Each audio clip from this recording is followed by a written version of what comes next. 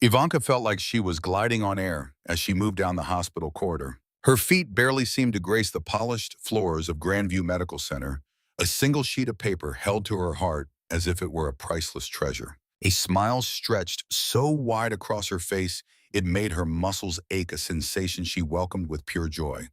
Nothing could have wiped that grin away. "Oh, excuse me, pardon me, coming through?" she chimed, narrowly avoiding a nurse who was maneuvering a wheelchair. The nurse just smiled back, thinking, well, someone's having the day of their life. The absolute best, Ivanka thought, doing a little pirouette that sent her dress flaring around her. The single greatest day of my entire existence. An older woman watching from the waiting area gave a knowing chuckle. "Let me take a wild guess." Ivanka paused, her face beaming at the stranger. "Yes, how on earth could you tell? That's the only news that gives a woman that kind of radiance, dearie. Congratulations." "Thank you," Ivanka breathed. "Thank you so much." She hugged the ultrasound photo even tighter before resuming her joyful journey down the hall. 3 years. She had waited for 3 agonizing years, hoping and praying, with every passing month, that this time things would finally be different. And now, at long last, they were. She burst through the main glass doors into the blinding Lagos afternoon, the humid air wrapping around her like a warm embrace. It was all so perfect. Oh, the sun blazed in a clear sky. Birds were singing their hearts out, and for the first time, even the chaotic Lagos traffic seemed like a beautiful symphony. "Madam, you look like you've just heard the best news in the world." Old Moses, her driver, had already hopped out to get the door, his own face lit up by her infectious happiness. "Moses, I have something incredible to tell you. The most incredible news imaginable." "What is it, madam?" he asked, his curiosity piqued. Ivanka bit her lip, trying to bottle up the overwhelming excitement. "I can't say a word just yet. Nathan has to be the first to know. But Moses, it's a miracle. It's the answer to every prayer I've ever uttered." "Then it must truly be a blessing." "Praise be to God," he said reverently. "Praise be to God," Ivanka echoed, settling into the plush back seat. Her hand instinctively drifted to her stomach, still perfectly flat as a fresh wave of happy tears blurred her vision. A child. Her child. Their child. The tiny spark of life that was destined to make their family whole. She could see Nathan's reaction in her mind's eye already. He'd stare in disbelief for a second, his eyes widening before filling with tears of his own. Then he would sweep her off her feet, spinning her around right there in his corporate office. He would gently place a hand on her belly, whispering loving words to the baby they had waited for. "Where to, madam?" Moses's voice brought her back to the present. "My husband's office on Victoria Island." Ivanka leaned forward, her voice trembling with giddy anticipation. "And Moses, please get me there as fast as the car will go. I can't stand to wait a second longer." "Understood, madam. Hold on tight." Moses chuckled skillfully, pulling the car into the flow of traffic. Ivanka immediately pulled out her phone, ready to call Nathan. But her thumb hesitated right over his contact photo. Could she really tell him something this monumental over a call number? Absolutely not. She had to see his face. She needed to witness the precise moment that realization dawned on him, to etch that memory into her mind for all time. Her eyes fell back to the ultrasound photo. That tiny, indistinct shape, so fragile, so flawless, so full of infinite promise. "Your father is going to be so thrilled to finally meet you," Ivanka whispered to the image, her finger tracing its faint outline. "He's wanted you for just as long as I have. We're going to give you the world. We're going to spoil you beyond belief. We are going to be the happiest family in all of Lagos." The car was barely inching through the gridlock, but Ivanka was too lost in her bliss to notice. No traffic jam could possibly tarnish this moment. Nothing could extinguish this brilliant flame of joy. After 3 years of marriage, 3 years of desperate trying, and 3 years of crushing disappointment, their prayers had finally been heard. Her entire life was about to transform. Her entire life was about to become perfect. Or so she believed. Because the discovery Ivanka was about to make in the next 20 minutes would not just break her heart, it would obliterate her reality into a million irreparable shards. The man she adored, the man for whom she had sacrificed everything, was concealing a secret so profoundly devastating, so unbelievably cruel and unforgivable, that by the time Ivanka learned the truth, the radiant woman dancing out of that hospital would cease to exist. If you're ready to see how a wife who was cast aside rises from the ashes to become a powerhouse and makes her two-timing husband rue the day he was born, you need to smash that like and subscribe button this very second. Seriously hit subscribe and ring that notification bell because this story is about to take a turn you will not see coming. I promise you, you don't want to be the one who misses what happens next. Now let's dive in. Madam, we've arrived, Moses announced, pulling to a smooth stop before Alpha Enterprises. The skyscraper clawed 30 stories into the Lego sky, a monument of steel glass and raw ambition. Nathan had forged this empire from the ground up, and Ivanka's heart had swelled with pride watching him do it. She had even dissolved her own promising architecture firm shortly after their wedding at Nathan's urging. He needed her focused on their home life, he'd said. A man needs his wife to build a family, not to be out there building skyscrapers. And Ivanka had willingly agreed, blinded by love and the desire to be the perfect spouse, believing that marriage was defined by such sacrifices. But now, gazing up at that shimmering tower, all she felt was a surge of pure elation. This was the day it would all prove worthwhile. This was the day their shared sacrifice would finally bear fruit. She practically danced through the enormous lobby. "Good afternoon, madam." The receptionist's face lit up. "You're absolutely glowing today." "I feel it," I beamed back. "Is my husband available?" "I believe he's in a meeting upstairs, ma'am, on the penthouse level. The main conference room." "Excellent. Thank you." I stepped into the elevator, my hand wrapped tightly around the bag. Inside, nestled like a precious secret, was the printout. My heart hammered against my ribs. In a few moments, in just a handful of seconds, I was going to walk through that door and rewrite Nathan's entire world. The elevator chimed its arrival at the top floor. A strange, unnerving silence hung in the air on the executive wing. It seemed most of the staff had already clocked out for the day. The only sound was the low, steady drone of the building's climate control. I moved toward the conference room, the sharp tap of my heels echoing on the polished marble. Through a narrow crack in the slightly ajar door, I could make out voices. I recognized Nathan's deep, resonant tone instantly. But then, there was another, a woman's, one I knew as well as my own, chillingly well. My pace faltered. "Don't be ridiculous," I scolded myself. "Nathan works with women. It's just business." But then my name sliced through the air. "Honestly, Nathan, how you've tolerated being with Ivanka for 3 entire years is beyond me." I went rigid. I knew that voice. It was Sharon's. Sharon James. My closest friend from our university days. My maid of honor. The one person I trusted implicitly. And then came Nathan's laugh, a cold, brittle sound. "It's been a challenge, Sharon, believe me." My knuckles turned white as I gripped my bag. "Walk away," my mind shrieked. "Do not listen to this. Just leave." But my feet felt fused to the floor. I mean, 3 years of marriage and the woman still can't even give you a child. Sharon's voice was coated in a thick false layer of pity. Any other man would have left her long ago. The woman is effectively barren. That single word barren struck me like a physical blow.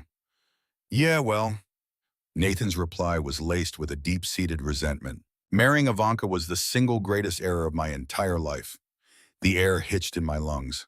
"Wait, really?" Sharon's surprise was evident. "But you looked so overjoyed when you asked her to marry you." I was a young, naive fool. I convinced myself it was love, that she was something special. He let out a laugh, then a chilling, derisive sound I'd never heard from him before. "It turns out she was just common, dull, and her family is completely insignificant. Her parents are absolute nobodies. The father manages some pathetic, failing construction business. The mother hawks textiles in a market stall. I thought I was securing my future by marrying up. Instead, I married so far beneath me." Every single word was a dagger twisting deeper into my heart. I flattened myself against the cool wall, fighting for every breath. I pictured her parents, the sweet, unassuming couple Nathan had met 3 years prior, the ones who had performed their parts flawlessly. They came across as simple, humble folk, overjoyed that their daughter had landed such a promising husband.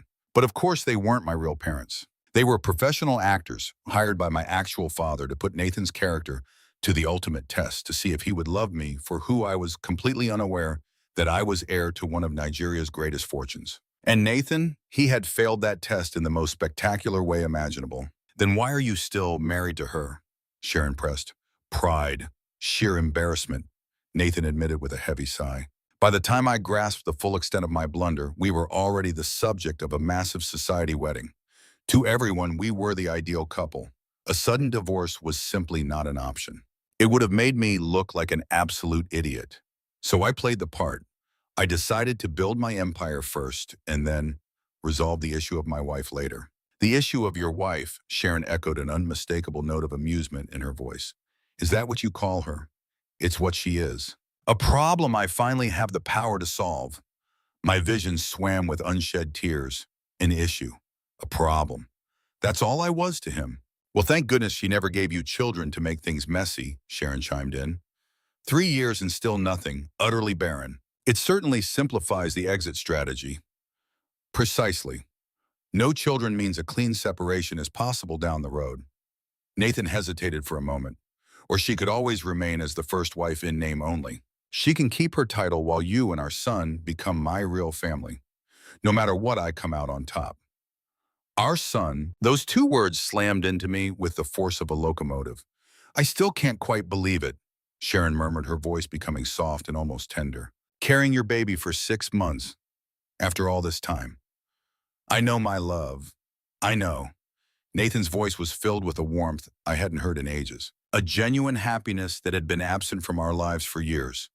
You're giving me everything Ivanka was incapable of providing. A child, an heir, a true family. Everything that barren nobody could never give you, Sharon corrected, punctuating it with a vicious little laugh. Truly, Nathan, I have no idea what you ever saw in her. She's remarkably plain, pathetically desperate, always straining to be the flawless little wife. And that is precisely why I kept her around for so long. She's incurious, she makes no demands. She just smiles and performs her duties like a well-behaved puppet. A tremor started in my legs. I slid down the length of the wall, crumpling onto the cold floor.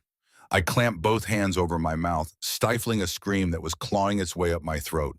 And what happens when she discovers the truth about us, about the baby? Sharon's question hung in the air. Nathan was silent for a beat. By then, the mall will be complete. Sherry Plaza is set to be the largest retail center in all of Lagos. My need to maintain this charade will be over. I'll finally be free to be with the woman I truly love. Sherry Plaza, the colossal development project Nathan had poured months into. The very project he claimed would secure our future together. The name he'd chosen. He named it for Sharon, for his mistress, for the woman carrying his other child. And you truly believe Ivanka will just accept her new role as the first wife? Sharon challenged. That she'll live under the same roof with me and our baby? Ivanka, Nathan scoffed with derision. Please. The woman torched her entire architecture career for the sake of this marriage. She is completely dependent on me. No profession, no income, and certainly no family with the means to take her in. Her parents can barely keep food on their own table. Where else could she possibly go? Slink back to her village as a failure. Precisely, her pride would never survive it. She will remain playing the part of the devoted first wife while I finally build the family I've always craved with a woman who actually has value. You are a wicked man, Sharon whispered, though a laugh was dancing in her eyes. I'm a practical one. There's a fundamental difference. The handle on the conference room door began to turn. A cold spike of panic shot through Ivanka's veins. They couldn't discover her here. They could never know what she'd overheard. She lurched to her feet, diving into the shadows of a supply closet and pulling the door almost completely shut. Through the narrow opening, she watched as Nathan and Sharon emerged together. Nathan's hand rested possessively on the small of Sharon's back, a tender gesture he once reserved for Ivanka back in the early days when she was still lost in the fairy tale. Sharon was simply glowing. One hand placed protectively over her swollen abdomen, a belly Ivanka had somehow failed to notice, concealed as it was by a series of loose dresses. In that one horrifying instant, everything made perfect, terrible sense. I'll see you tonight at our usual place, Sharon asked, rising onto her toes to kiss his cheek. Without question, I've already informed Ivanka I'll be working late. A contemptuous smirk touched Sharon's lips. You're always working late. Does the woman ever suspect a thing? Never. She trusts me absolutely, like some stupid loyal dog. They both chuckled at that. What a complete fool, Sharon added. The most naive woman I have ever met. They wandered towards the elevator, wrapped in their private world, completely oblivious to the woman whose own world was shattering just meters away. The second the elevator door slid closed, Ivanka stumbled out from her hiding place, her knees trembling so violently she could hardly stand. Her eyes fell upon the ultrasound image still visible in her open purse, and she snatched it out, crushing it in a white-knuckled fist. The paper was now a wrinkled, tear-stained mess. That tiny flicker of life, that innocent being that was supposed to have been their miracle, the thing that would finally make them happy. Nathan's child, his second child, though, he was yet unaware of his first. And he had just called her a fool, a stupid loyal dog from a family of nobodies. If he only had an inkling of the truth. If he could only imagine that the poor parents he so freely mocked were in reality professional actors on her payroll. If he had any idea that Ivanka's actual father was Chief Lawrence Miller, the billionaire industrialist and one of the most powerful men in Nigeria. If he ever dreamed that the woman he had married was in fact worth more than he could ever earn in 10 lifetimes. If he knew that for the past 3 years he had been living with a secret heiress who was testing him, waiting to see if he could love her for herself without the allure of her fortune. It was a test he had just failed spectacularly, but Nathan knew none of it. To him she was a nobody. To him she was trapped. To him she needed him to survive. He had no idea that the cage he imagined he'd constructed around her was never even locked, because Ivanka had been holding the key all along. Fresh tears carved paths down Ivanka's cheeks. But beneath the agony, beneath the soul-crushing heartbreak, something else was beginning to stir. Rage. It was a cold, clarifying, bone-deep fury. Nathan believed he could use her and then cast her aside. He believed he could insult her family without consequence. He believed he could humiliate her by installing his pregnant mistress in their home. He had no comprehension of the storm that was about to break. Ivanka didn't recall walking to the elevator. She didn't remember the 30th-floor descent. She had no memory of crossing the vast marble lobby. All she could hear was the echo of Nathan's voice, a cruel mantra on an endless loop. Marrying Ivanka was the single greatest mistake of my life. She's from a family of nobodies. The wife problem, a stupid loyal dog. When she finally sank into the leather of the back seat, her driver Moses took one look at her face and his cheerful smile vanished. "Madam, are you all right?" "What happened?" "Just drive Moses." Her own voice was a hollow, dead thing she didn't recognize. "Take me home." "Did you see the boss? Were you able to tell him your good news?" "Good news." The words were like poison on her tongue. "No, I didn't tell him. But madam, you were so excited this morning. Please, Moses, just drive." The young man nodded, his concern evident, but unspoken, and pulled the car into traffic. As they navigated the streets of Lagos, Ivanka stared out the window, her eyes seeing nothing. Her hand instinctively went to her stomach, to the baby growing inside her. Nathan's baby, the baby he clearly didn't want from her. The baby that would shackle her to a man who saw her as something beneath him. The baby who would be born into a family founded on lies and utter cruelty. What was she supposed to do now? Reveal the pregnancy? Would it make the slightest bit of difference? Would he suddenly stop his ridicule just because she had finally managed to accomplish what Sharon already had? No, it would change nothing. He was in love with Sharon. He had probably always loved Sharon. Ivanka was just an unfortunate mistake he'd made along the way. The nobody he'd married down to. The wife problem he was now so eager to solve. The car pulled up to their magnificent mansion on Banana Island. With its 5 bedrooms, glistening pool, and manicured garden, the house stood as a monument to a life that had never truly been lived. It had never once felt like a home. Ivanka remained motionless for a long time, her gaze fixed on the cold, imposing structure. Every object within those walls belonged to Nathan. He had made that abundantly and painfully clear. He had ensured she understood her complete dependence on him, that her existence was nothing without his generosity. But his entire narrative was a fabrication. "Thank you for everything, Moses," Ivanka finally murmured, gathering her belongings. "Madam, are you certain you're all right? Should I make a call for you?" "I am fine," she said, meeting his eyes. Touched by the genuine worry etched on his face, she offered a small, reassuring smile. "I'm going to be fine." She felt a profound numbness as she stepped across the threshold. Mama Blessing, their devoted housekeeper, looked up from the kitchen counter, her customary warm smile vanishing the instant she registered Ivanka's expression. The entire household staff knew Ivanka as a perpetually cheerful and easygoing woman. To see her so utterly broken was a jarring and unfamiliar sight. "Madam, what on earth is wrong? You look absolutely devastated." "I'm all right, Mama Blessing. Is my husband back yet?" "No, madam. He telephoned to say he would be working late this evening."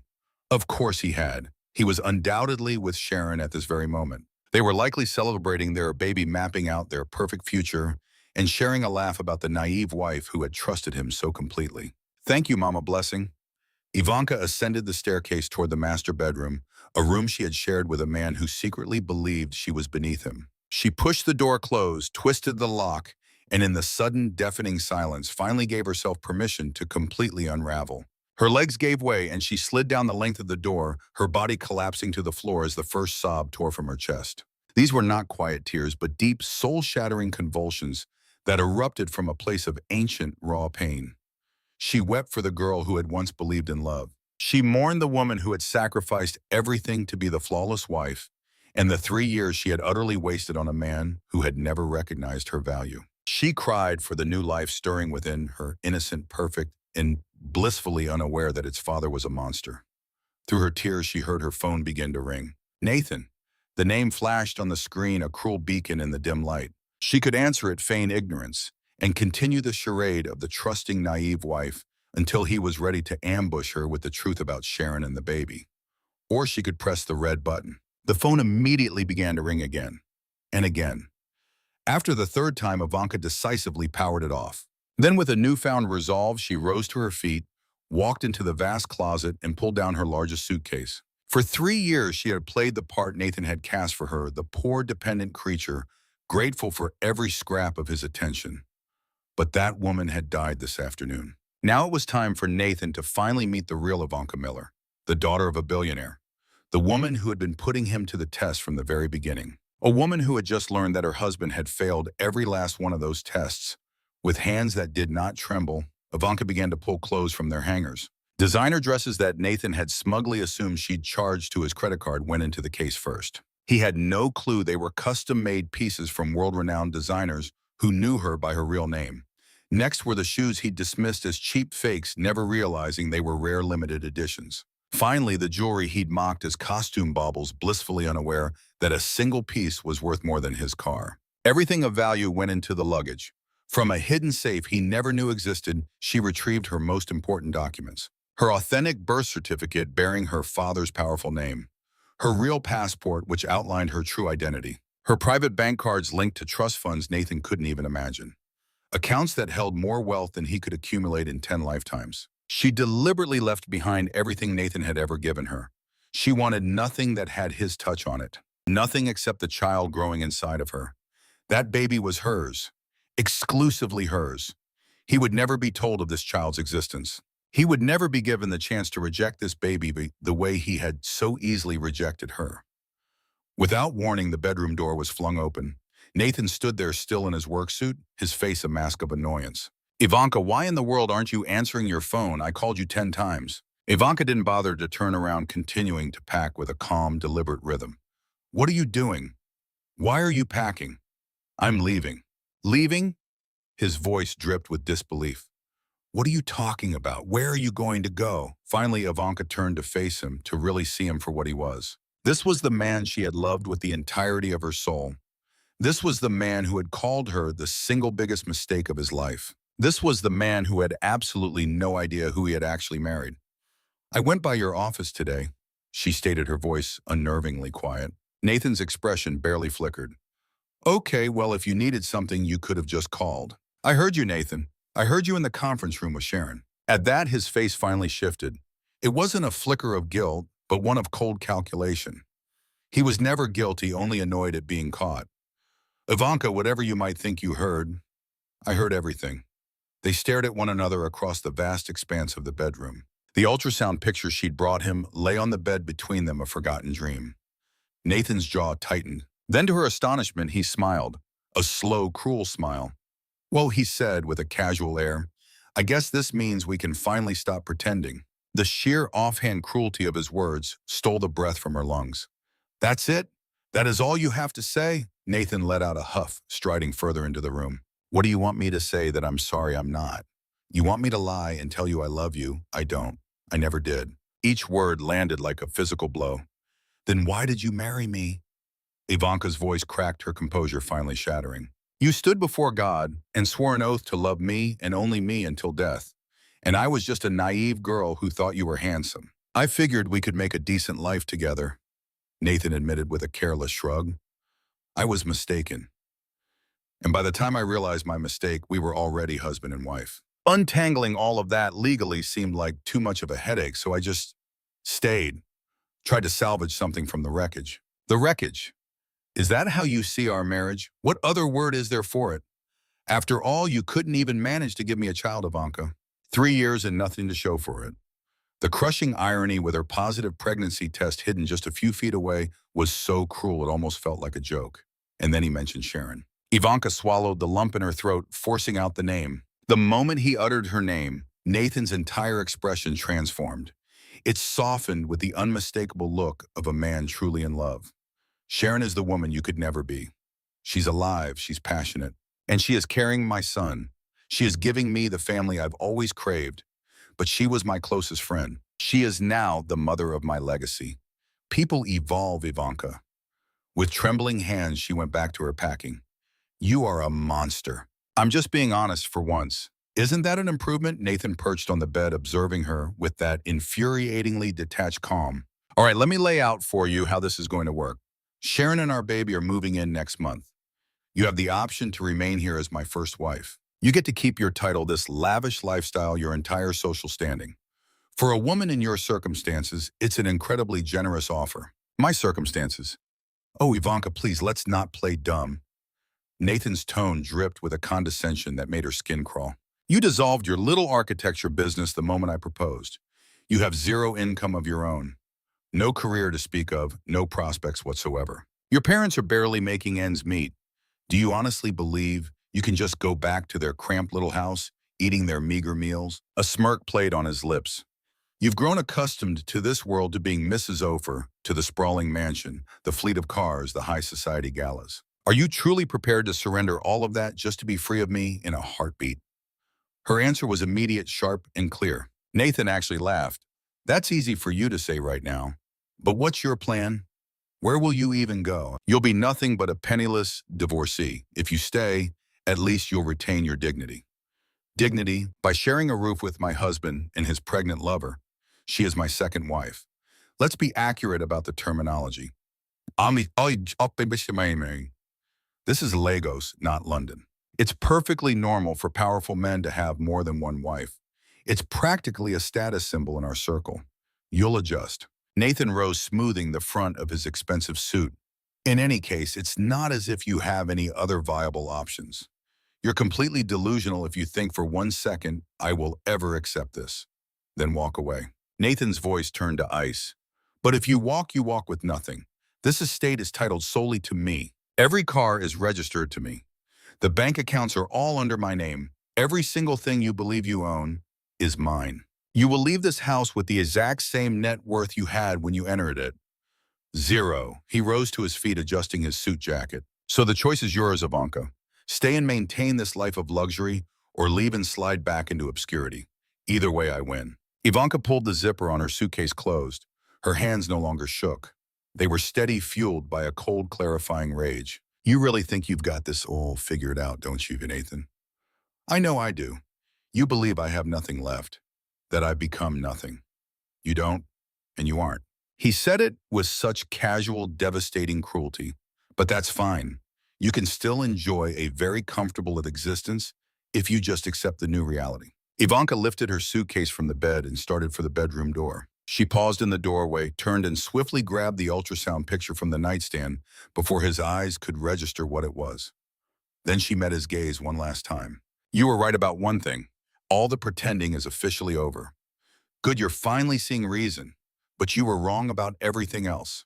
So profoundly wrong. Nathan's brow furrowed. What in the world is that supposed to mean? You'll see. Sooner than you think. She strode from the bedroom, descended the grand staircase, and moved past a wide-eyed Mama Blessing, who had obviously overheard everything. Madam, where are you going? I'm going home, Mama Blessing. My true home. Nathan's voice boomed from the top of the stairs. Ivanka, get back here right now. Stop being so theatrical. Where did you possibly think you are going? Ivanka never looked back. She didn't say a word.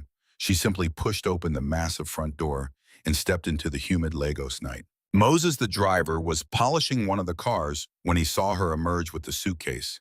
His jaw dropped. Madame, what is going on, Moses? I need a ride. Can you give me one? Without question, madam. I'll take you anywhere you need to go. Perfect. Ivanka reached into her purse and pulled out a different phone. Not the one Nathan monitored, but her burner phone.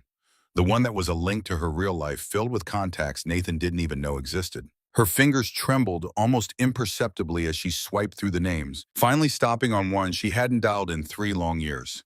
Daddy! She hit the call button. The line rang once, then twice before a deep, commanding voice answered. It was a voice that dominated boardrooms and sent shivers down the spines of his rivals. Ivanka, is that really you? Just the sound of her father's voice shattered the fragile composure she'd been holding together. The tears she'd suppressed began to flow freely down her face. Daddy, I need you. I need to come home. There was a pause on the line, then a carefully controlled question. Tell me what happened. You were right. About all of it. About Nathan. About your little test. Her voice cracked under the weight of her words. He failed, Daddy. He failed spectacularly. A tense silence stretched over the line before Chief Miller's voice returned lethally soft. Give me your location. I'm still at the house, but I'm walking out now. I'm on my way. My team will be there in 20 minutes. Ivanka, do not move from that spot until they are with you. That man has no idea who he's dealing with, and I won't gamble on how he'll react when he finds out. The call ended. For 3 years, the sprawling mansion had been a gilded cage. Ivanka stood outside its gates, clutching her suitcase, waiting. Nearby, Moses watched his loyalty unwavering, but his expression etched with confusion. The heavy front doors swung open behind her. Ivanka, get back in the house, Nathan's voice sliced through the quiet sharp with irritation. This little tantrum is over. She didn't move, didn't even flinch, her back a wall of silent defiance. Did you hear me? I am speaking to you. His footsteps crunched on the gravel, closing the distance. And where exactly do you think you're going? You have nothing. No one. The madam is returning to her family, Sir Moses said, his voice low but firm, as he subtly shifted to stand between Nathan and Ivanka. Home, Nathan scoffed, his voice rising in disbelief. This is her home. Stop this childish drama, Ivanka. So you overheard my call with Sharon. So what? I was going to tell you eventually. You're being hysterical. Get inside so we can sort this out like adults. I'm even willing to be generous with the arrangements. I want no arrangements with you, Ivanka stated, her gaze fixed on the street beyond the gate. Then what is it you want? Money, is that it? Fine. I'll open an account for you, give you a generous allowance. You can shop, take trips, whatever you like. Just stop this pathetic act. An allowance. He was offering her pocket change from a fortune that was a pittance compared to her own. Ivanka, you are my wife. You don't just get to walk away. Her reply was a blade in the quiet. Watch me. The air crackled with tension. On the porch, the housekeeper, Mama Blessing, was wringing her hands, her face a mask of distress. The commotion had not gone unnoticed. Security details from the neighboring estates were now watching intently from their posts. This is ridiculous, Nathan hissed, his voice dropping to a dangerous register. You're making a public spectacle. What are people going to think? I truly don't care what they think. Well, I do. I have a reputation, a business to protect. You will come inside right now and we will handle this in private. No. The word was cold and final. Ivanka. He lunged his fingers, closing like a vice around her arm. Moses moved in a flash, his voice booming with authority. Sir, release the madam, now. Nathan froze, his eyes wide with shock. His own driver was giving him an order. You work for me, Moses, Nathan snarled. My loyalty is to the madam, sir. The old man replied, his face like granite. It always has been. Nathan's gaze shot from Moses's defiant face to Ivanka's cold stare, his rage finally dissolving into utter confusion. What the hell is going on? Why is everyone acting so strange? Ivanka, what have you told them? I didn't have to tell them a thing. They simply see you for the man you truly are. Then a new sound pierced the standoff, the low guttural roar of high-performance engines approaching at speed. Nathan heard it too, turning a bewildered face toward the gates just as 3 pitch-black SUVs with mirrored windows came to a halt. These weren't just expensive cars. They were armored, menacing vehicles that radiated an aura of untouchable power and screamed a clear warning, do not interfere. The guard at the gate, recognizing a level of authority he dared not question, scrambled to open it without being told. The convoy swept onto the circular driveway like a presidential motorcade. 6 men in tailored dark suits emerged, moving with the synchronized precision of a special forces unit. These were not hired thugs. They were elite professionals, the kind of protection only the wealthiest and most powerful people on Earth could afford. The leader, a tall, imposing man named Peter, walked directly to Ivanka and gave a short, respectful bow of his head. Miss Miller, we are here to escort you home. The words dropped into the stunned silence like a bomb. Miss Miller. Behind her, Ivanka heard Nathan's sharp, ragged intake of breath. What did he just call you? What is he talking about? Peter ignored Nathan as if he didn't exist, his entire focus on Ivanka. Your father sent us. He is awaiting your arrival. Are you ready? A knot formed in Ivanka's throat, but she gave a single decisive nod. At her signal, two men stepped forward to take her suitcase. Another opened the rear door of the central SUV, the one with the darkest tint, the one that was clearly armored. Wait, Ivanka. Nathan stammered, his voice cracking. What is this? Who are these men? Why did he call you Miss Miller? The anger in his voice was gone, replaced by a rising, desperate panic. Ivanka, answer me. For the first time since their arrival, she turned and met the eyes of her husband, her soon-to-be ex-husband. She looked at the man who believed she was nothing, who thought she came from nowhere. A pretty object he could use up and discard. Goodbye, Nathan. No, wait, you can't. Who are these people? He pleaded, but Ivanka was already walking away from him for the last time. Peter offered her a steady hand to help her into the vehicle, treating her with a deference reserved for royalty. Miss Miller, your father requests that you call him the moment we are en route to confirm your safety. Thank you, Peter. Through the tinted window, she watched Nathan sprint toward the convoy, only to be blocked by a human wall of dark suits. Sir, I'm going to have to ask you to step back. That's my wife, he screamed, his voice thin with panic. Where are you taking her? Miss Miller is returning to her family, sir. Home, this is her home with me. And stop calling her Miss Miller. Her name is Mrs. Afer. She is my wife. By the time he processed what was happening, the black SUVs were just taillights disappearing down the street, leaving Nathan utterly alone in his own driveway as the icy grip of panic finally shattered his composure. As the convoy sped through Logos, something inside Ivanka began to realign. The agony was still a fresh wound, the sting of betrayal hadn't faded. But underneath it all, a new sensation was taking root. It was power. For 3 years, she had meticulously shrunk herself, playing the part of the weak, unassuming, and utterly dependent wife. It was all a test, a long, painful test to see if Nathan could ever love the woman she was not, the fortune she had. And his failure had been catastrophic. The SUV made a turn onto a street she knew by heart, gliding to a halt before gates that were 3 times the height of Nathan's entire house. Those gates swung inward, revealing an estate so vast and magnificent that it made the home she just left look like a servant's cottage. Perched at the crest of the winding driveway, glowing under a constellation of lights like a modern palace, was the home where she had grown up. And there on the grand steps, a man stood waiting for her, dressed in traditional robes that were worth more than Nathan's prized sports car. He was tall, formidable, and radiated a wealth that defied measure. This was Chief Lawrence Miller, a titan of industry, a billionaire who owned half the commercial property in Logos. He was one of the richest men in Nigeria. He was Ivanka's real father. The moment she stepped from the vehicle, the stern mask on the chief's face crumbled into pure emotion. He threw his arms open and Ivanka ran into his embrace, finally truly safe. Welcome home, my daughter. Chief Miller choked out his voice, thick with unshed tears. Welcome home. And as Ivanka sobbed against her father's chest, enveloped by security, by wealth, by real power, she forged a silent promise to herself. Nathan actually thought he could throw her away. He was about to enroll in the most expensive education of his entire life. The wife he had dismissed as a nobody was about to give him a masterclass in what it felt like to have absolutely nothing. Nathan stood frozen in his driveway, his eyes tracking the spot where the 3 black SUVs had vanished into the chaotic flow of Logos traffic. His thoughts were a chaotic storm, desperately trying to assemble the pieces of what had just detonated in his life. Miss Miller. The guard's title echoed in his head. Who calls a man's wife Miss, Sir, Mama Blessing? Their housekeeper whispered from his side, wringing her hands anxiously. What is happening? Where has Madam gone? I don't know, Nathan breathed, fumbling for his phone. He stabbed at Ivanka's name. The call shot directly to voicemail. He hit redial. The same result. This is completely absurd, Nathan declared, marching back toward the house with a hollow bravado. She's throwing a tantrum. She'll cool off and be back by tomorrow.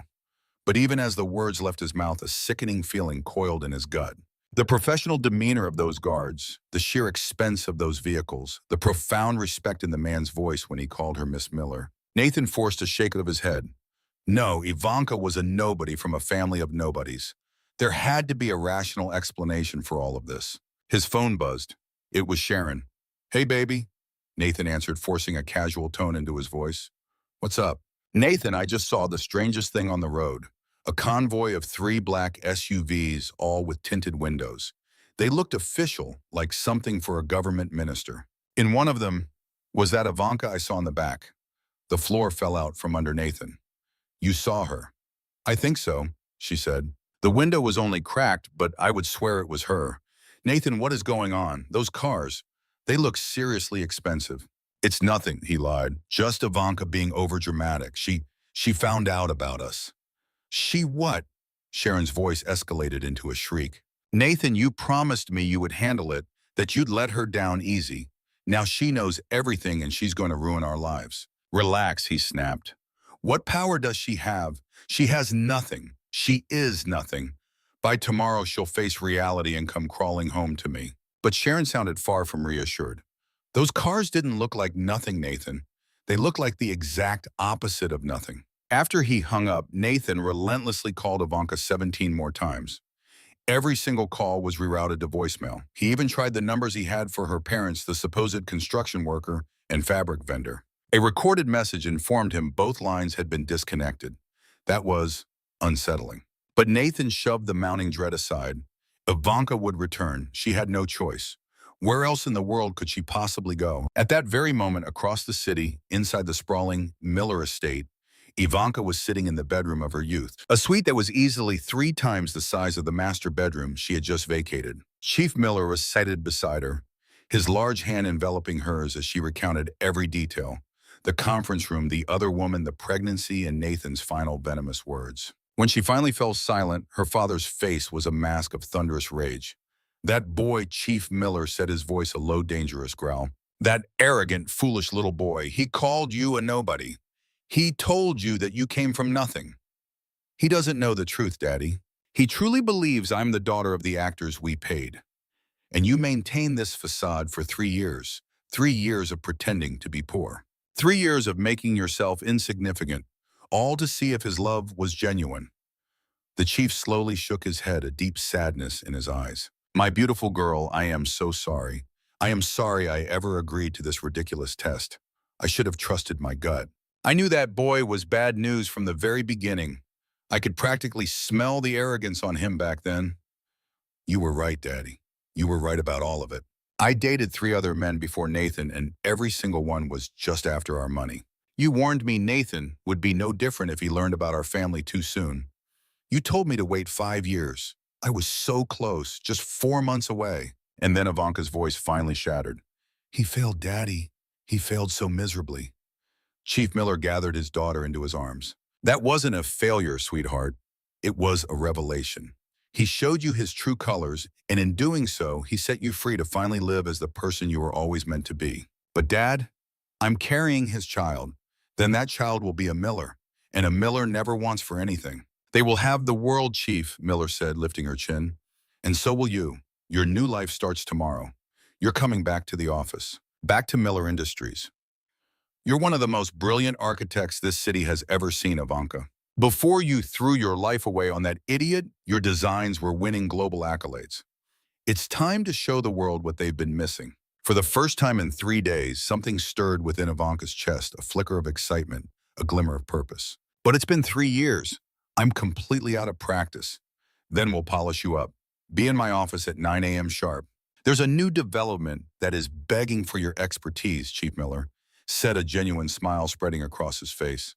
Welcome home, my girl. Sunlight streamed into her childhood bedroom the next morning, and for a fleeting moment, waking up in the familiar space made her forget everything that had happened. And then the memories crashed over her like a tidal wave. Nathan, Sharon, the sickening betrayal, her desperate escape. Her palm instinctively went to her stomach, still a flat plane concealing the tiny secret she now carried. She rose and crossed the room to her enormous walk-in closet. It was a time capsule of her former life, filled with couture pieces she'd abandoned when she decided to play pretend for Nathan's sake. Her fingers brushed past silks and cashmeres until they found it a flawlessly tailored black power suit, the kind of armor that demanded attention. As she studied her reflection, the woman staring back was a stranger. Gone was the timid, accommodating wife Nathan had molded. In her place stood someone powerful, self-assured, and utterly formidable.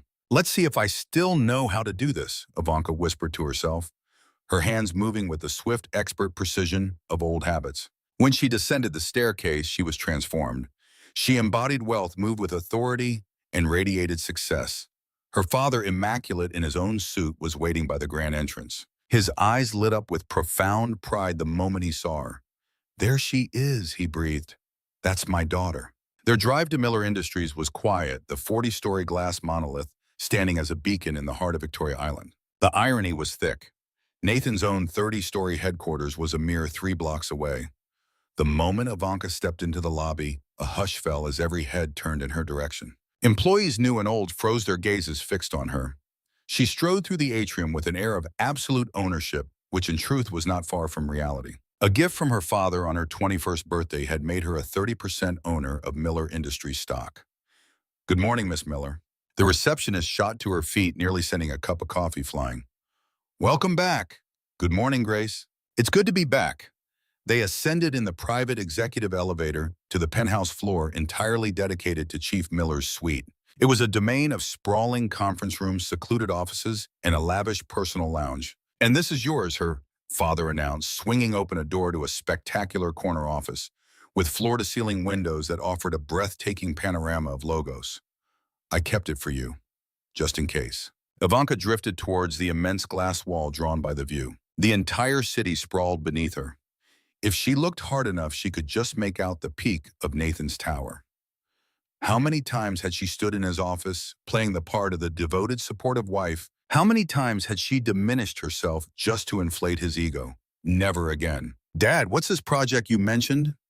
In response, he unrolled a massive set of blueprints across the expanse of her new desk. A new luxury retail destination, 300,000 square feet in a prime Lekki location. "We're calling it Miller Plaza." Ivanka's eyes scanned the schematics. The plans were competent, but utterly generic. There was no vision.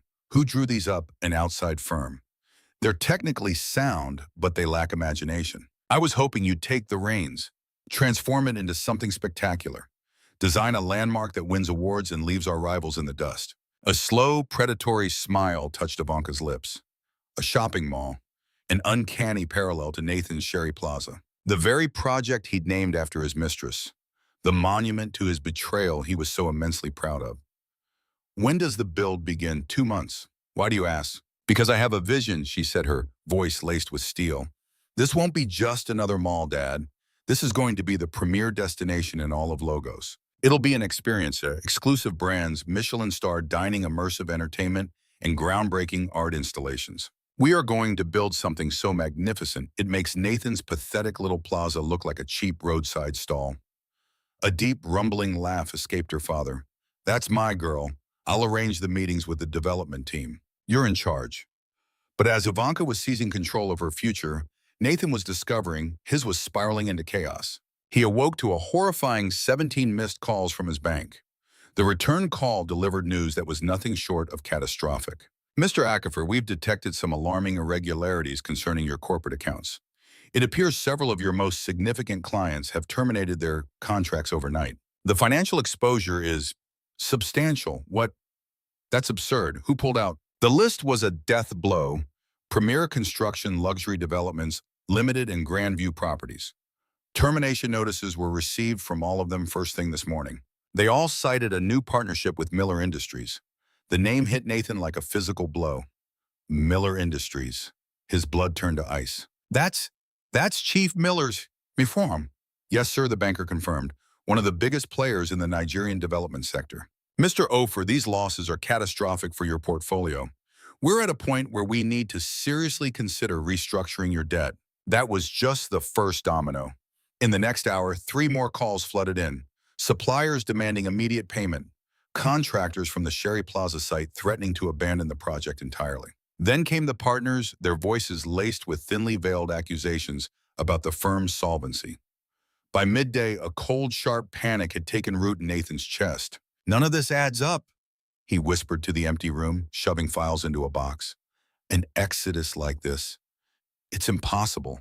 Why would they all abandon me at once? And why in God's name would every single one of them flock to Miller Industries?"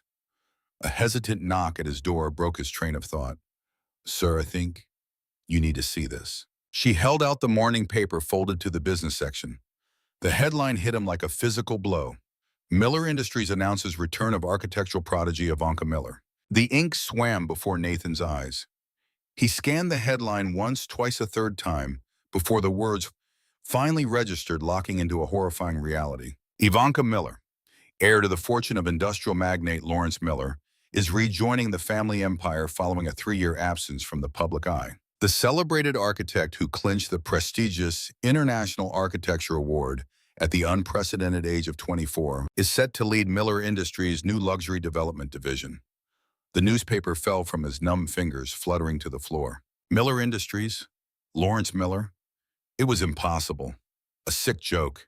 His Ivanka was a nobody, the daughter of a broke construction worker. Her mother hustled fabric at a weekend market. Their life was a cramped little house and the constant struggle to make ends meet. They were nobodies. It had to be a different woman. A cruel coincidence. But his eyes caught the photo printed beside the text. With hands that trembled, Nathan retrieved the paper. And there she was, his wife, his Ivanka. But it wasn't the woman he knew at all. This version of Ivanka was clad in a tailored suit that screamed money more than his car was worth easily. She stood poised in a sprawling corner office that dwarfed his own pathetic excuse for a workspace. Her hand rested confidently on the shoulder of her father, the titan of industry, Lawrence Miller, a man whose personal fortune was valued at north of $5 billion. $5 billion. The strength vanished from Nathan's legs. He crashed into his chair. His gaze locked on the photograph. His assistant's voice was a frantic whisper. "Sir, are you all right? Do you need me to call a doctor?" "Leave," Nathan choked out. "Sir, get out."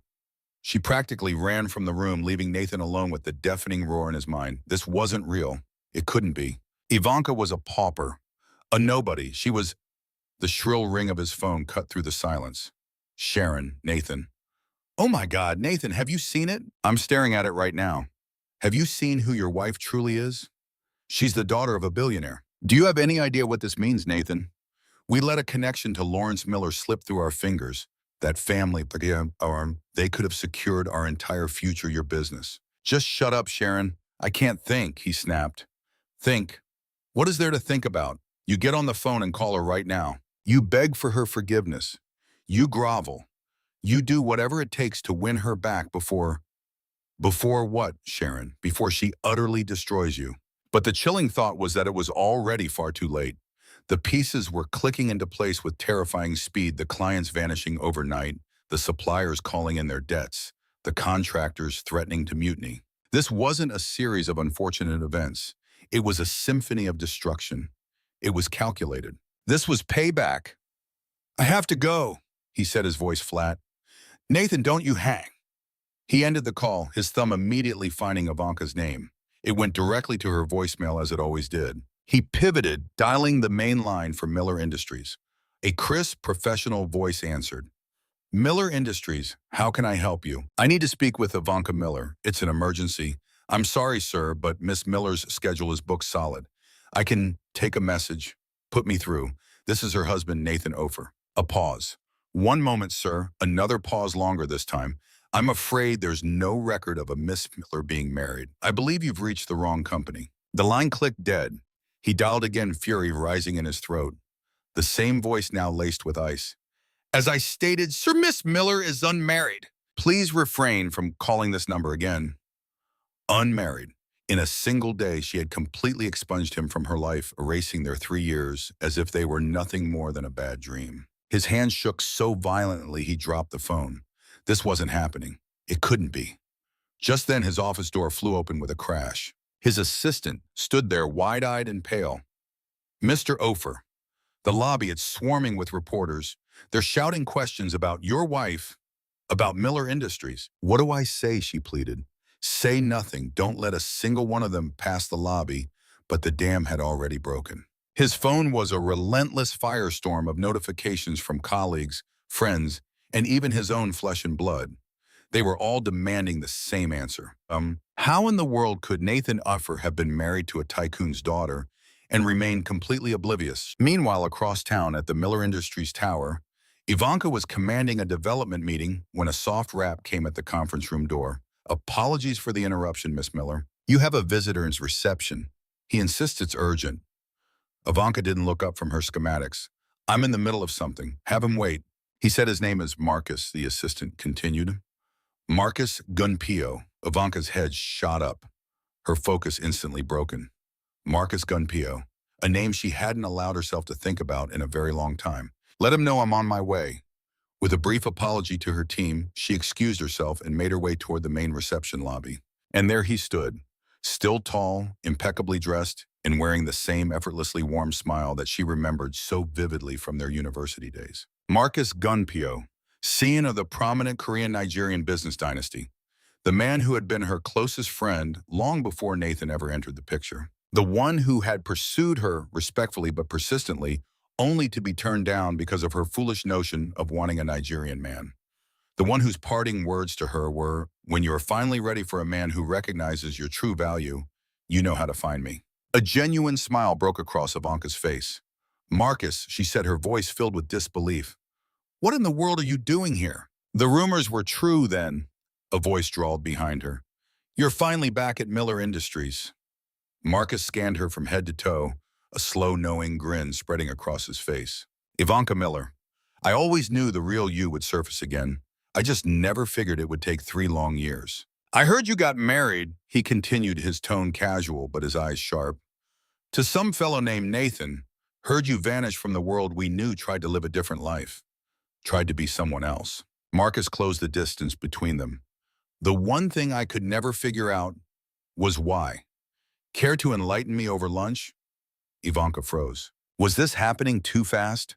A part of her screamed that she was still married, still carrying Nathan's child. But then his voice echoed in her memory, sharp and cruel. Marrying you, Ivanka, was the single greatest mistake of my entire life. Sharon's venomous laughter followed a mocking chorus to her pain. She thought of the 3 years she had spent shrinking herself, folding herself into a smaller, more convenient version to fit into his world. The decision suddenly became effortless. Lunch sounds absolutely perfect. He took her to Luca, a fortress of culinary exclusivity and logos that Nathan could only ever dream of affording, though he'd always put on a convincing show to the contrary. Over plates of grilled branzino and glasses of wine which she couldn't touch but made a show of sipping, the story poured out of her. She told him everything: the damning test results, Nathan's staggering betrayal, the revelation of Sharon's pregnancy. He actually called you a nobody. Marcus's disbelief quickly hardened into fury. Ivanka, your name is on international architectural awards. You've crafted buildings that have redrawn city skylines. You are a genius. How could any man dare to call you a nobody? Because I let him. She whispered, the admission tasting like ash. I let myself become small. I was playing a part. A slow, dangerous smile touched her lips. But that's over now. The performance is finished. I'm done being small. I'm about to remind this entire city. And I'm going to show Nathan exactly who I am. Marcus lifted his glass in a toast. To the real Ivanka Miller. May we never lose her again. For the next 2 hours, they spoke of everything, of structures and strategies of life and loss. And somewhere in the middle of it all, Ivanka felt a strange, unfamiliar sensation. She was laughing. A deep, genuine laugh. It was a sound she hadn't made in 3 years. I've missed this, she confessed, the words catching in her throat. I missed this intellectual sparring, this respect. He didn't respect your mind, did he? My husband, she said the word feeling foreign, saw me as an accessory, a beautiful, perfectly functional accessory.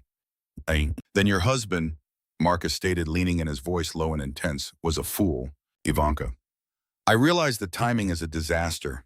I know you're in the middle of a war, but I have to say this. Not a day has gone by that I haven't thought about you. I've never stopped torturing myself over what might have been if you'd said yes to a date all those years ago. Ivanka's breath caught. Marcus, I'm not asking for a chance, he clarified quickly. Not now. I just need you to know that when the dust settles, when you've healed, when you're ready for a man who will see every facet of you and treasure each one, I'll be right here. Before a single word could form on her lips, her phone vibrated against the table. A text from her assistant. Your husband is creating a disturbance in the lobby. Security has intercepted him, but he's making demands and causing a scene. A cold resolve settled over Ivanka, her jaw tightening. I need to leave. Nathan is at my office. Should I come with you? No, she said, her voice firm. This is a mess I have to clean up myself. But Marcus was already on his feet, insisting on driving her. As they arrived at the gleaming tower of Miller Industries, the scene was exactly as described.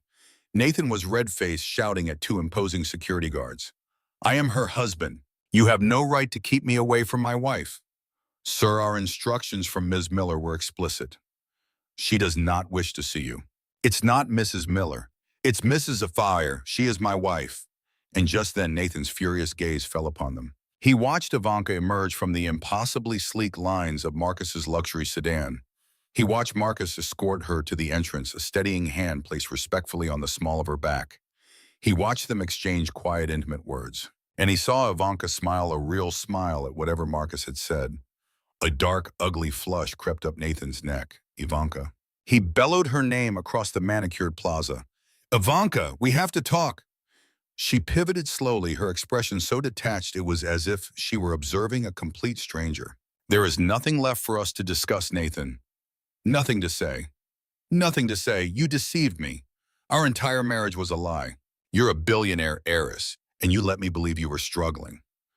I never lied, she corrected him, her voice like ice. You made assumptions, and I allowed you to because I needed to see the kind of man you truly were. Ivanka's gaze was utterly merciless, and it turns out you are precisely the man I feared you were. An opportunist, a liar, a man who discards a woman the second a better offer comes along. And who the hell is he? Nathan's trembling finger shot out, pointing at Marcus. Is that what this is about? Were you sleeping with him behind my back? Marcus went rigid, but Ivanka laid a calming hand on his arm. His name is Marcus Gunyo, she said, her voice clear and carrying. He is a friend, a true friend, the kind of man who values my intellect, not my utility. You can't just do this. Nathan's voice cracked, his desperation echoing across the plaza. You're my wife. We have a contract, a piece of paper. We never had a marriage, she countered, her voice dangerously quiet. A marriage is built on a foundation of love, Nathan, of respect, of trust. We had a business transaction, and it has concluded. Fine, I'm sorry, he pleaded, his anger collapsing into a pathetic whine. Okay, I'm sorry for everything I said. I was upset. I was confused. I didn't mean it. Oh, but you did, she said with chilling finality. You meant every single word. Never forget that you were the one who told me this marriage was a mistake. 6 months had passed since Ivanka had turned her back on Nathan for the last time. Now she stood before the panoramic windows of her penthouse office, a hand resting protectively on the curve of her belly. She was 9 months along. Her son would be here any day now. He was her son and hers alone. 6 months ago, in exchange for her promise not to utterly annihilate his crumbling business empire, Nathan had signed away every last one of his parental rights. For him, she had learned it had been a remarkably simple decision to make. The breaking point was Sharon's ultimatum, a simple, brutal choice. It's either me and our son, she'd said, or that baby you have with her. You decide. And just as Ivanka knew he would, Nathan had chosen Sharon. Miss Miller, her assistant's voice crackled through the intercom. Mr. Chen is here for your 11 o'clock. A rare, genuine smile touched Ivanka's lips. Send him in. Marcus Chen breezed in moments later, a welcome sight with 2 smoothies in hand and a paper bag from her most loved bakery. In the 2 years since her world had shattered, he had become her rock, her closest confidant. He was her partner in a business and something more, an unspoken potential neither of them had dared to label.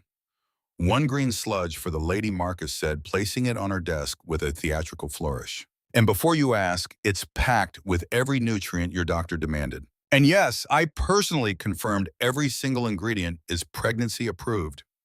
She laughed softly. You're going to spoil me rotten. That is 100% the plan. As Marcus settled into the chair across from her, his easy smile faded. I have some news. It's about Nathan. The name alone made Ivanka's jaw tighten. She actively fought to keep him out of her head. But in a city like Lagos, news of a man like him was impossible to escape. What is it now? Sherry Plaza filed for bankruptcy this morning. The banks are seizing everything. He's lost it all. Ivanka expected to feel a rush of triumph. She should have felt vindicated. Instead, a profound weariness washed over her. And Sharon left him 3 months ago. Took their son and moved in with some oil tycoon in Port Harcourt. Nathan hasn't seen his own child since. And there it was. The exact karma Ivanka had predicted. He discarded one family for another, and that new family abandoned him the instant his fortune vanished. How is he even surviving barely? He's holed up in a tiny one-bedroom flat in Surulere, working as some mid-level manager. His entire monthly salary is less than what he used to drop on a single suit. Marcus studied her expression carefully. Do you feel sorry for him? No, I feel sorry for his son. That innocent little boy did nothing to deserve being stuck with Nathan for a father. Her hand drifted instinctively to her own swelling abdomen. Every child deserves better. Your son is going to have the entire world, Marcus said softly. You've built it for him. It was the undeniable truth.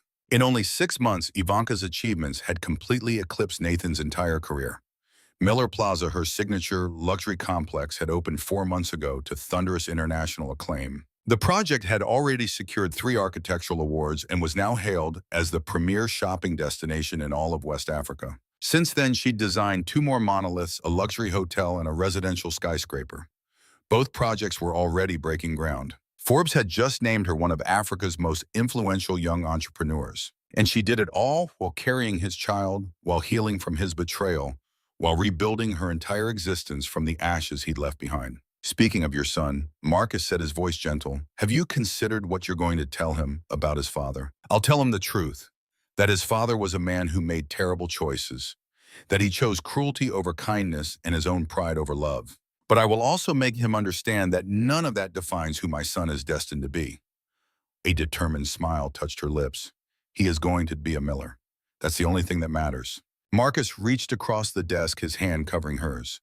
He raised it to his lips, and the gentle press sent an unexpected jolt through her heart. And when he starts asking about a man in his life, a father figure, is this a formal application for the position, Mr. Chen? She teased, trying to hide the blush rising on her cheeks. I'm saying I'd like to be considered for the role. When you're ready, if you're ever ready. Marcus gave her hand a gentle squeeze. Ivanka, I know you're still healing. I know that trust is a fragile thing after what Nathan did, but I need you to know that I truly see you. All of you, the brilliant architect, the fierce businesswoman, and the protective mother. The woman who is so much stronger than she realizes. And I am not going anywhere. Tears pricked at her eyes. Damn pregnancy hormones. Marcus, I'm a mess. I'm about to have another man's baby. I have a mountain of trust issues. I wake up at 3 a.m. worrying about concrete permits and contractor bids. I am not exactly a catch. You're not a catch, he said softly. You're a person, a spectacular person, and that's infinitely better. Before she could answer, her private line buzzed. Her father, Daddy, what's wrong? Nothing's wrong, sweetheart, but you have a visitor. He's downstairs with security, and he's insisting he has to see you. He claims it's about the baby. Ice flooded Ivanka's veins. Nathan, her voice was a whisper. Should I have security remove him? Ivanka's eyes met Marcus's. He was already on his feet, a silent guardian ready for a fight. No, she said, her voice firm. Send him up. It is time to end this once and for all. 5 minutes later, Nathan stood in her office, and the sight of him was jarring. The perfectly tailored designer suits were gone, replaced by a cheap, off-the-rack garment that hung awkwardly on his diminished frame. The confident swagger she remembered had vanished, leaving behind a man who looked exhausted, defeated, and utterly broken. Ivanka, he said, his voice raspy. Thank you for seeing me. You have 5 minutes. His eyes dropped to her pregnant belly, and a flicker of something regret perhaps crossed his face. It might have even been longing. You look amazing. Pregnancy suits you. 4 minutes and 30 seconds. Right. Okay. Nathan dragged in a shaky breath. I came here. I don't even really know why. To apologize, to beg, to see if there was any chance. There isn't. Her reply was instant and cold. I know, he whispered, his shoulders slumping in defeat. I know. I destroyed everything. I know I don't deserve forgiveness. I know, his voice shattered. That child deserves so much more than me. Sharon's gone. She took our boy. God, I haven't laid eyes on him in months. She's ghosting me. Completely. Won't even let me see him. My business is gone. My name is mud. It's all gone. And the hell of it is, I earned every bit of this. Yes, you did. I was such a fool, Ivanka. A blind, arrogant fool. You were everything. And I tossed you aside like you were worthless. Because I convinced myself Sharon was the prize. Now look at me. I have nothing. And you? Nathan's gesture took in the sprawling, opulent office. You have all this. I built this, she countered. While you were whispering in my ear that I was a nobody, I was out here building an empire. While you were laughing at where I came from, the people who actually mattered were waiting for me with open arms. While you were mapping out your perfect little life with Sharon, I was designing my own destiny. A destiny that was always going to be brilliant, whether you were in it or not. I know, he choked out. I'm sorry. God, Ivanka, I am so sorry. Your apology doesn't rewind time, Nathan. You didn't just betray me, you showed me exactly who you are. You married me believing I had nothing, and you treated me like I was nothing because of it. That tells me everything I need to know about your character. Nathan flinched as if struck. I was wrong about all of it. You were never worthless. You were priceless, and I was too damn stupid to see it. She agreed coolly, but that's no longer my concern. But what about our baby, the one we made? Don't I get any say I right to know my own child? Ivanka's face turned to stone. You signed those rights away 6 months ago. You chose her ultimatum over your unborn child. You picked her money over having a soul. You made your bed, Nathan. Now lie in it. I was desperate, terrified she was going to ruin me, take everything if I didn't play her game. And you buckled. Just like you cast me aside the second you thought you'd upgraded. You're a coward, Nathan. It's the one thing about you that's never changed. You always take the easy way out, never the right one. From the window where he'd been a silent statue, Marcus's voice cut in. I believe your 5 minutes are up. Nathan's gaze finally landed on Marcus, truly seeing him for the first time. He took in the protective stance near Ivanka, the glint of a watch that cost more than his car, the impeccable cut of the suit, and the easy confidence of a man who had never once doubted his own value. So this is him, the replacement, the one who gets to play dad to my child. Marcus is my partner and my friend. Whatever he is to me is absolutely none of your concern. Right. Of course it's not, Nathan let out a hollow, bitter laugh. You've already moved on, found your upgrade, someone who's actually worthy of you while I'm left with the wreckage. And I'm paying the price for it every damn day. Good, she said, her voice sharp. Maybe you'll learn a lesson. Oh, I've learned I'm not half as smart as I believed. Not as important, not as valuable. I learned that when you use people as rungs on a ladder, you eventually find yourself all alone in the gutter. Tears welled in Nathan's eyes, shimmering with regret. And I learned that I threw away the only good thing in my life because I was too arrogant to recognize it when it was staring me in the face. Then perhaps my pain wasn't a total waste. Perhaps the next woman you're with will get the benefit of this newfound wisdom. There won't be a next woman. I can barely make rent. Nobody wants to hitch their wagon to a failure. Then you finally understand. You know exactly how it felt when you called me your mistake. When you sneered that I came from nothing, when you ridiculed my family. Now you're walking in the very shoes you thought were meant for me. Nathan gave a slow, defeated nod. I do, I understand. And look, I know this means nothing now, but I have to say it. I'm sorry, not because I'm trying to get something. Not because I expected to fix a damn thing, but because you deserved to hear it 3 years ago, and I was too much of a coward to say it. You deserved respect, and all I gave you was contempt. You deserved love, and I never even tried. You deserved the world, and I gave you nothing but pain. I'm sorry. For the first time since he had shattered the peace of her office, Ivanka felt something shift inside her. Not forgiveness, not pity, just the quiet click of a door closing for good. She rose from her chair and walked into the door, her posture regal. Thank you for that. Now please leave. Do not return to this building. Do not call my phone. And do not make any attempt to contact my child. You made your choice. Live with it. Nathan nodded, a broken man turning to leave. He paused at the doorway. I hope he knows how lucky he is to have you as his mother. Strong, brilliant, unbreakable. Everything I was too damn blind to see. And with that, he was gone. Ivanka remained motionless for a long beat, the silence in the room deafening. Then, as if her strings were cut, her knees buckled. Marcus was there in an instant, his arm around her, guiding her to the sofa. Are you all right? I'm okay, she breathed out. Better even. That was closure, the real kind. He looked shattered. He shattered himself. All I did was stop trying to glue the pieces back together. Ivanka met Marcus's gaze.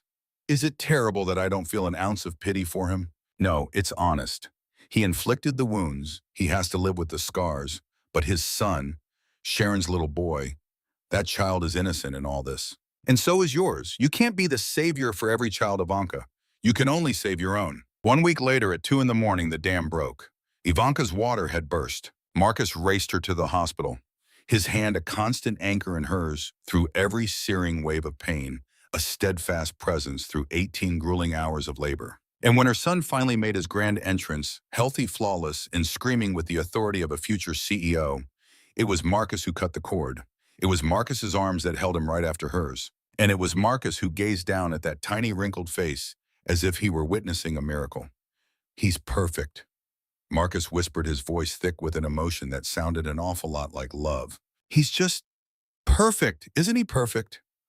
Ivanka clutched her son, a wave of pure emotion washing over her as the tears traced paths down her cheeks. Hello there, Lawrence Marcus Miller.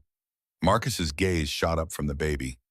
You gave him my name. Marcus, Ivanka said, a smile breaking through her tear-streaked face, is the man who saw me when I felt invisible, who held me together when I was shattered, and who was living proof that good men still walk this earth.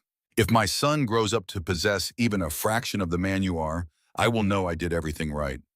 Bending down, Marcus pressed a tender kiss to her forehead. I'm humbled, Ivanka, truly. When Chief Miller showed up an hour later, he took one glance at his grandson and promptly burst into tears, his composure completely undone. He's got your eyes, the chief whispered to Ivanka, his voice thick with emotion, and his grandmother's nose. He'll be a heartbreaker. He's going to be brilliant, Ivanka countered softly, and compassionate and strong. He will be everything the man who donated the DNA was not. You've done so well, my girl. You didn't just survive. You soared. And now you have this perfect little boy. Nathan Aquifer tried to destroy you. Instead, he just gave you the fuel to build an empire and forge a legacy. 6 months on, Ivanka was on stage addressing a crowd of hundreds at the prestigious Logos Business Excellence Awards. Little Lawrence was in the audience with his granddad, likely decorating the lapel of an expensive suit with baby drool. Marcus stood right there with them, effortlessly holding the diaper bag like he'd been born for the role. I am so deeply honored to accept this award for Young Entrepreneur of the Year. Ivanka began, her voice resonating with confidence and clarity. But this award isn't just for me. I want to dedicate it to every single woman who was ever made to feel like she wasn't enough. To every woman who was dismissed and as a nobody, discarded as if she had no value. The crowd began to murmur in applause. Just 1 year ago, that woman was me. My own husband called me his greatest mistake. He said I was from nothing. He was already planning my replacement, someone he deemed superior, and for a time, I actually believed him. For a dark moment, I truly believed I was worth nothing. Ivanka paused, her eyes finding the camera lens, knowing Nathan was out there somewhere, likely watching this from his cramped little apartment. But this is what I learned. Your worth is not determined by someone else's failure to see it. You are not defined by the people who refuse to cherish you. You are not diminished just because someone treated you as small. You are and have always been exactly who you were meant to be: valuable, worthy, and powerful. The applause grew louder, and several women in the crowd were visibly moved to tears. So to any woman listening who has ever been underestimated, ignored, or cast aside, it is your time to rise. Go build your kingdom. Show them all what you are made of, not because you crave their approval, but because you owe yourself that respect. And when they inevitably come crawling back, finally grasping the magnitude of what they've lost, you stand tall. You smile and you utter 2 simple words: I'm done. The entire room surged to its feet in a thunderous standing ovation. Stepping off the stage, Ivanka saw Marcus waiting in the wings, cradling a cooing Lawrence in his arms. That was breathtaking, Marcus said. It was the truth, she replied. Ivanka took her baby, kissing his soft brow. I need him to know his mother never settled for a place where she wasn't cherished. I need him to understand that leaving a toxic situation isn't failure. It's an upgrade. He'll know that. You'll make sure of it? We'll make sure of it. Ivanka looked at Marcus, her gaze full of meaning. That is, if you're still considering that position we discussed. A brilliant smile spread across Marcus's face. The role of father figure among other duties. Boyfriend, partner. Eventually more if you have the patience. Ivanka Miller, they have been waiting for 3 years. I can wait for as long as it takes. Then your wait is over. A radiant smile bloomed on Ivanka's face. Because I'm ready. I'm ready to trust again. I'm ready to love again. I'm ready to create something real with a man who truly sees me for who I am. And then Marcus kissed her a kiss full of promise and tenderness as baby Lawrence gurgled contentedly between them. Miles away in Lagos, slumped in a dingy apartment in Surulere, Nathan was watching the awards on a flickering small television. He watched Ivanka glow, he watched her claim prize after prize, and he watched her hold her son, his biological son, in her arms. He saw the immense love and pride in her eyes as Marcus Chen stood by her side looking exactly like he belonged there. Because he did. He had earned his place by being the very man Nathan could never be. A woman's sharp voice cut through the air from the bedroom. Nathan, are you finished in there? This baby needs changing. For a second, he was disoriented. That sounded like Sharon, but she'd walked out on him months ago. No, wait. It wasn't Sharon, it was his new girlfriend, Rachel. The one who claimed to love him, but never missed a chance to tell him how much better her ex was. The one who always needed cash he didn't have. The one who was only still here because she had no other options. It was an exact reflection of how he had once treated Ivanka.